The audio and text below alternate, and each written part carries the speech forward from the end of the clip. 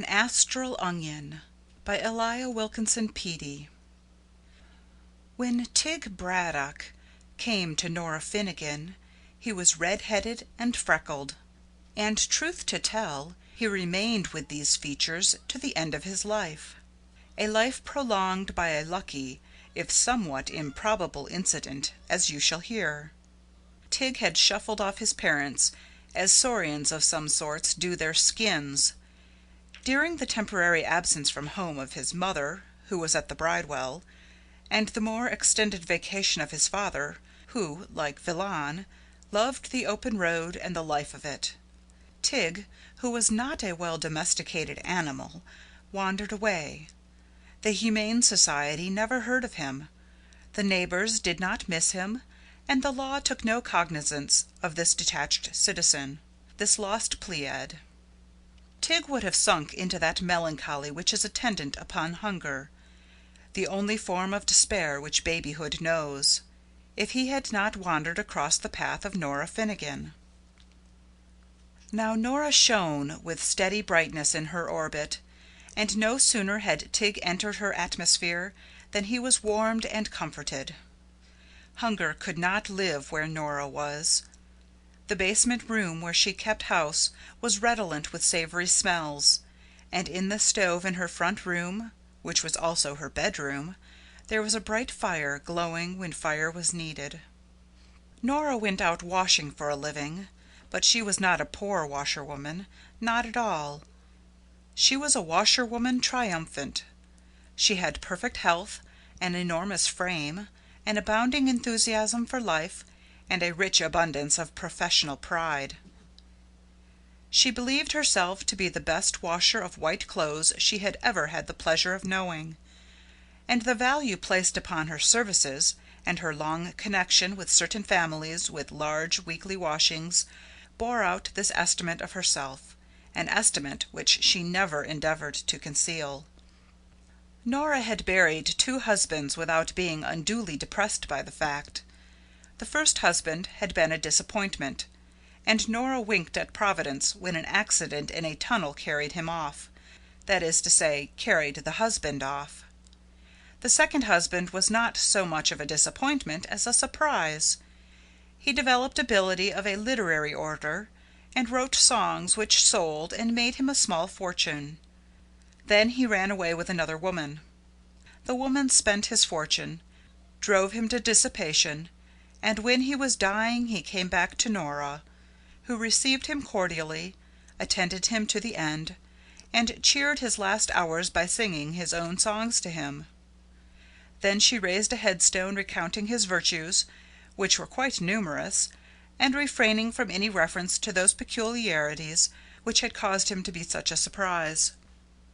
Only one actual chagrin had ever nibbled at the sound heart of Nora Finnegan, a cruel chagrin with long white teeth, such as rodents have.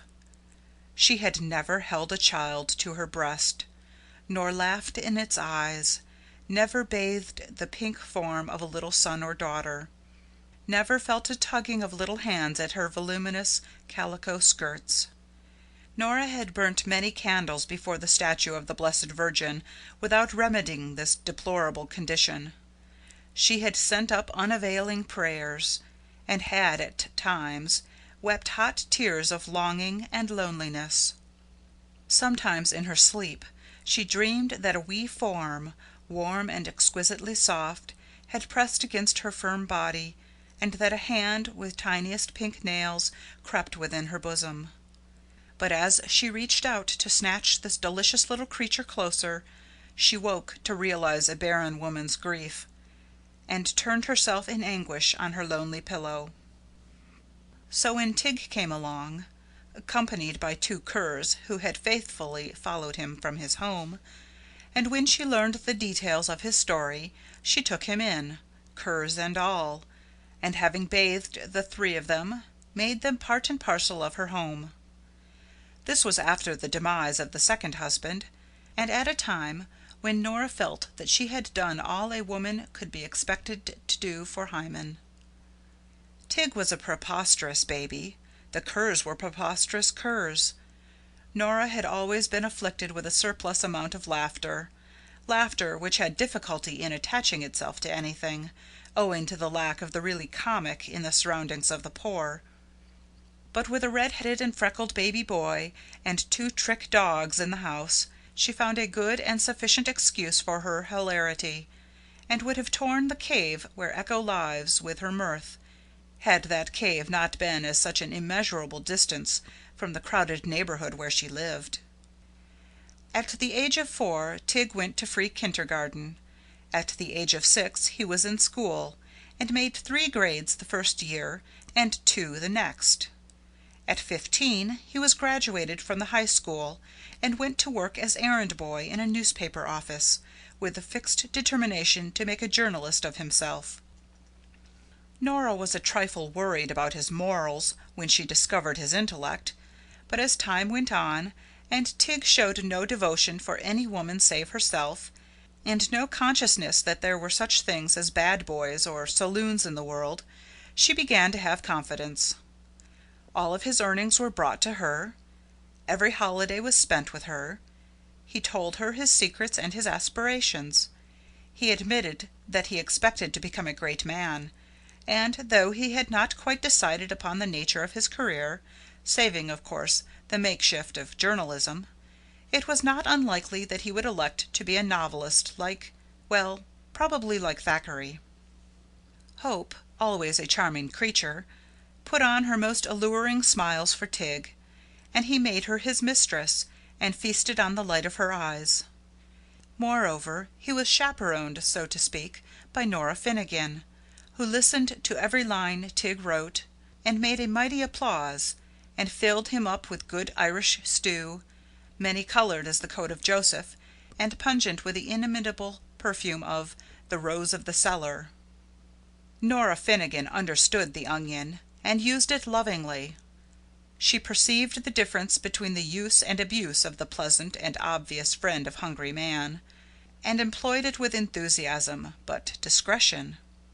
Thus it came about that whoever ate of her dinners found the meals of other cooks strangely lacking in savour, and remembered with regret the soups and stews and broiled steaks and stuffed chickens of the woman who appreciated the onion. When Nora Finnegan came home with a cold one day, she took it in such a jocular fashion that Tig felt not the least concern about her, and when, 2 days later, she died of pneumonia, he almost thought at first that it must be one of her jokes. She had departed with decision, such as characterized every act of her life, and had made as little trouble for others as possible. When she was dead, the community had the opportunity of discovering the number of her friends. Miserable children with faces which revealed 2 generations of hunger, homeless boys with vicious countenances, miserable wrecks of humanity, women with bloated faces, came to weep over Nora's bier, and to lay a flower there, and to scuttle away, more abjectly lonely than even sin could make them. If the cats and the dogs, the sparrows and horses to which she had shown kindness, could also have attended her funeral, the procession would have been, from a point of numbers, one of the most imposing the city had ever known. Tig used up all their savings to bury her, and the next week, by some peculiar fatality, he had a falling out with the night editor of his paper, and was discharged. This sank deep into his sensitive soul, and he swore he would be an underling no longer, which foolish resolution was directly traceable to his hair, the colour of which, it will be recollected, was red. Not being an underling, he was obliged to make himself into something else, and he recurred passionately to his old idea of becoming a novelist. He settled down in Nora's basement rooms, went to work on a battered typewriter, did his own cooking, and occasionally pawned something to keep him in food. The environment was calculated to further impress him with the idea of his genius. A certain magazine offered an alluring prize for a short story, and Tig wrote one, and rewrote it, making alterations, revisions, annotations, and interlineations which would have reflected credit upon Honoré Cute, Balzac himself. Then he wrought all together with splendid brevity and dramatic force, Tig's own words, and mailed the same. He was convinced he would get the prize. He was just as much convinced of it as Nora Finnegan would have been if she had been with him. So he went about doing more fiction, taking no especial care of himself, and wrapped in rosy dreams, which, not being warm enough for the weather, permitted him to come down with rheumatic fever. He lay alone in his room and suffered such torments as the condemned and rheumatic know, depending on one of Nora's former friends to come in twice a day and keep up the fire for him.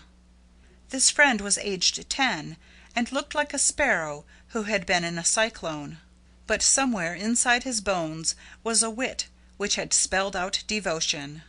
He found fuel for the cracked stove somehow or other. He brought it in a dirty sack which he carried on his back, and he kept warmth in Tig's miserable body.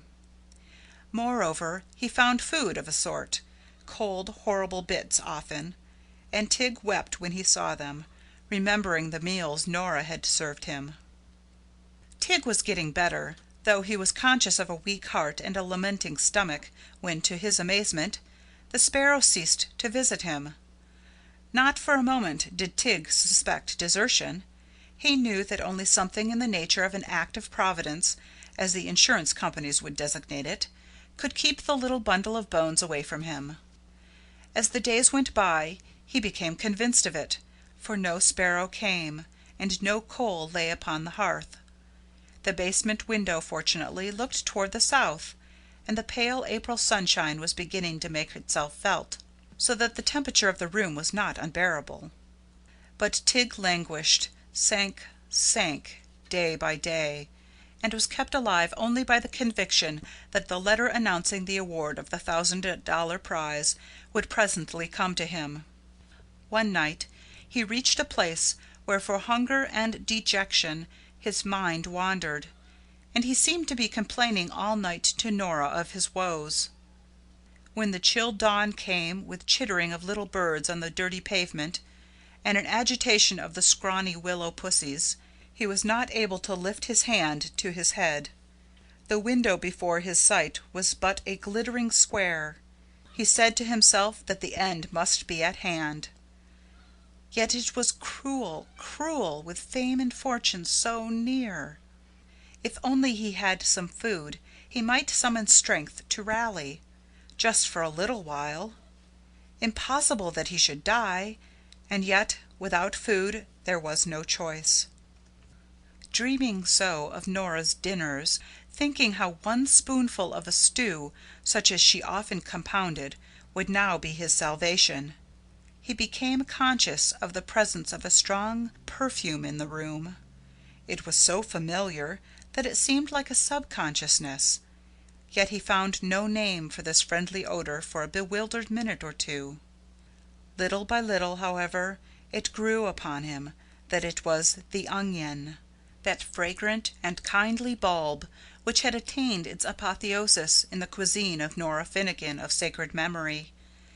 He opened his languid eyes to see if, mayhap, the plant had not attained some more palpable materialization.